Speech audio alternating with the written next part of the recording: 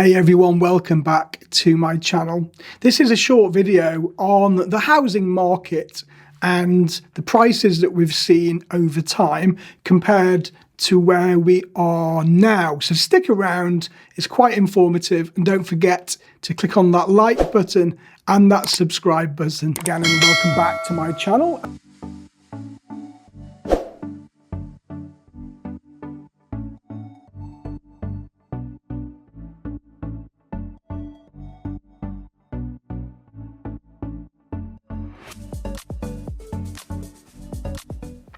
Okay, so this is a short video that I put together about the housing market, what we've seen over the last few years and what, the prices have changed over that time. So it's often said that the price of UK property doubles every 10 years. But how true is that? Well, let's look at the comparison. So real house prices in the UK have almost quadrupled over the past 40 years, substantially outpacing real income growth. Now that's come from the Bank of England. So we've got a little graph here to have a look at. So average cost of a UK home from 1955 all the way up to 2014, which is when the study took place. Now the source for this is the National Building Society. So we can look on here how much exponentially the property prices have gone up. Now, on average, some decades do better than others, and there can be blips because we've got the 2007 credit crunch here. But if we look at 1955 to 1965, the property market didn't really do a great deal. And then, of course, we've got this massive exponential growth from around 1975 to current day. So if you were to buy a property back in 1955, you would be expected to have paid £1,891. Now, the next biggest growth period was in the 90s, where you would expect to pay £62,782. And then we just saw a tremendous amount of growth up until we saw the credit crunch in 2007. And then we are now at £188,559 from 2014.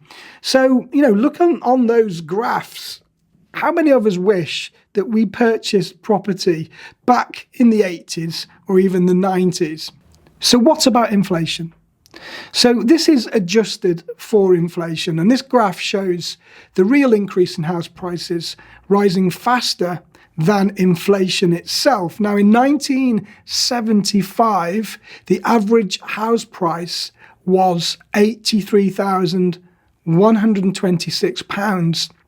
In 2019, the average house price was £215,925. So that's a 126% increase in real house prices.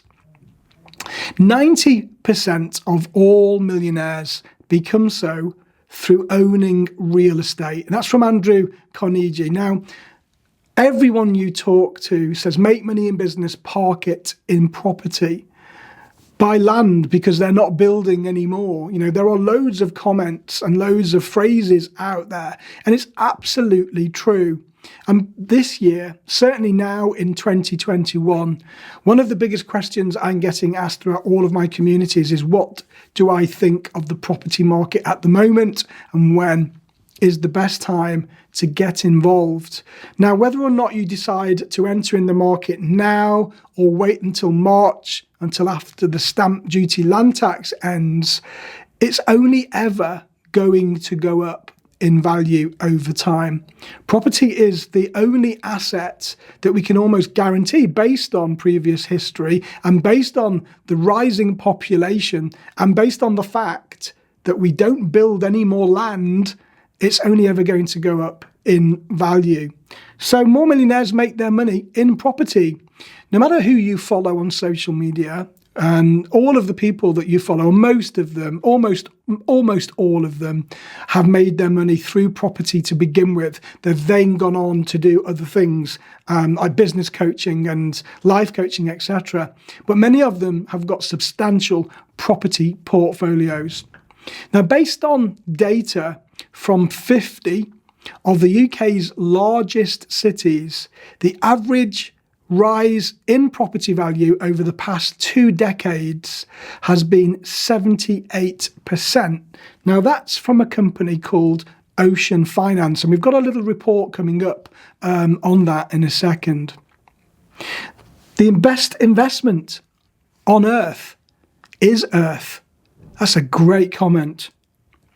So this is the report from Ocean Finance, and they compiled this at the beginning of 2021, and they were looking at which UK cities have seen the biggest rise in value since 2000. And Ocean Finance has looked at 50 of the UK's largest towns and cities to uncover where property values have increased the most over an average period of ownership. So let's have a look here. We've got the top 7. So in first place, we've got Manchester. And the average UK property price in 2000 was £73,910. In 2020, that same property would now be worth £179,537. Now, that is a staggering increase of 143%. Number 2 is Leicester, and you'd pay £82,118 in 2000 for a property in Leicester. In 2020, at the close of business, you would expect to pay for that same house £190,440, and that's an increase of 132%. Number 3 is Southend-on-Sea, £132,239 in 2000. In 2020, £287,173, with an increase of 117%. Number 4 is the City of London, £364,366. 2020 price, 786,760, with an increase of 116%. Number 5 on the list is Bristol, with a starting price of 137,742 back in 2000. 20 years on, £291,839, and that's an increase of 112%. Number 6 is Kingston upon Hull, with an increase of 102%, and Cambridge coming in at number 7 with 101%. So let's look at cities. You know, cities have got good demand. They've got schools, they've got the economy, they've got jobs, they've got shops, and they've got transport.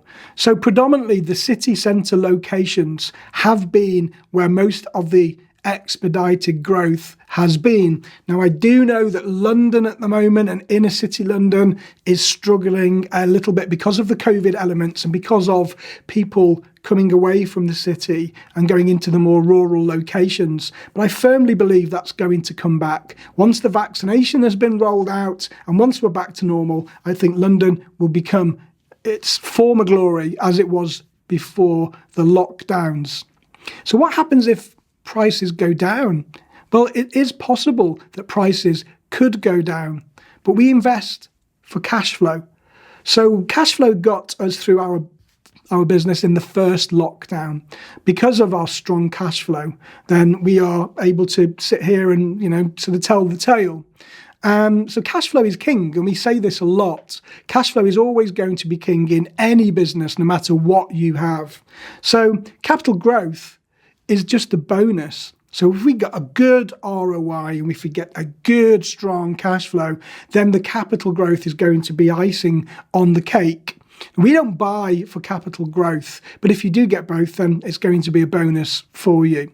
So capital growth is your wealth. That's the wealth element. That's when you can create that estate to leave to your family and create that massive amount of wealth in property whilst you're earning an income from it at the same time. So there's a phrase, isn't there? Don't wait to buy property buy property and wait. So success is about what you don't give up on. And how do you start? Well, simply just start. Just do the next thing and never give up. Now, if you'd like some more help, then please do contact me on here, or you can reach me on my Facebook page, which is Rick Gannon UK. But I've got a special bonus for you today, and I'm giving you a book for free. So my house arrest book has been in the charts now forever. It's a really great book, and it shares and documents my journey on how I got started in property, and it gives you all the tips and tricks on how you can get started as well. There is no selling on the book at all. There are no links out. There are no invitations to join any training. It's just pure quality. So if you'd like to get a copy of the book, then this is the link here. I'll put a comment in the description as well, and then you can download it and start watching it today. So I hope that was useful for you. A couple of little insights there. And if you do like my content, please do click on that subscribe button, tell your friends, and click on the bell notification as well. And I'll see you on the next one. Take care. Hi, I'm Rick Gannon. Welcome back to my channel.